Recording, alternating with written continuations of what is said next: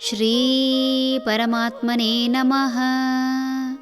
ಶ್ರೀಮದ್ಭಗವದ್ಗೀತಾ ಅಥ ಏಕಾದಶೋऽಧ್ಯಾಯಃ.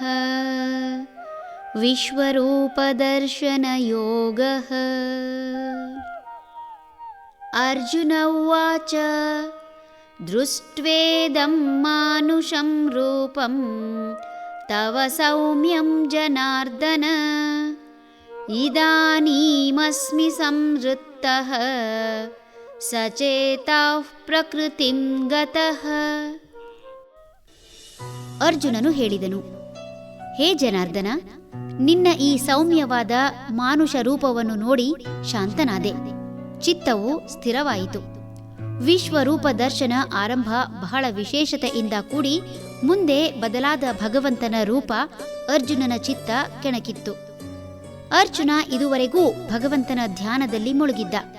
ಆತನಿಗೆ ಭಗವಂತನ ಹೊರತಾಗಿ ಏನೂ ಕಾಣದೆ ಮನಸ್ಸೆಲ್ಲ ಭಗವಂತನ ನಿಜರೂಪ ನೋಡುವುದರಲ್ಲಿ ನಿರತವಾಗಿತ್ತು.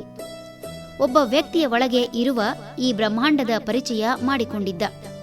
ಬ್ರಹ್ಮಾಂಡದ ಒಳಗೆ ತೀರಾ ಸಾಧಾರಣದಿಂದ ಕಾಣುತ್ತಿದ್ದ ಒಬ್ಬ ವ್ಯಕ್ತಿಯ ಒಳಗೆ ಬ್ರಹ್ಮಾಂಡ ನೋಡಿ ಆಶ್ಚರ್ಯ, ಆನಂದ ಹಾಗೂ ಭಯ ಆಗಿತ್ತು.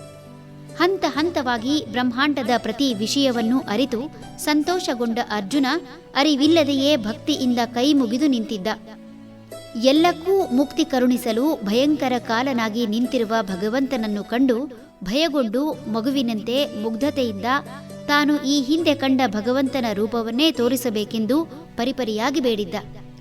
ಕರುಣಾಮಯಿಯಾದ ಭಗವಂತ ಕಾರ್ಯಕಾರಣಕ್ಕಾಗಿ ಕಾಲನಾದರೂ ತನ್ನ ಭಕ್ತರ ಕಲ್ಪನೆಯ ಪ್ರಕಾರವೇ ದರ್ಶನ ಕೊಡಲು ಇದೀಗ ಅವರವರ ಭಾವಕ್ಕೆ ಅವರವರ ಭಕುತಿಗೆ ಇರುತಿಹನು ಶಿವಯೋಗಿ ಎಂಬಂತೆ ಅರ್ಜುನನಿಗೆ ಸೌಮ್ಯವಾದ ಮನುಷ್ಯ ರೂಪದಲ್ಲೇ ದರ್ಶನ ನೀಡಿರುವುದರ ಮೂಲಕ ಚಿತ್ರ ವಿಚಿತ್ರಗಳನ್ನು ಕಂಡು ಕದಡಿ ಹೋಗಿದ್ದ ಅರ್ಜುನನ ಚಿತ್ತ ಶಾಂತವಾಗುವಂತೆ ಮಾಡಿದ್ದಾನೆ.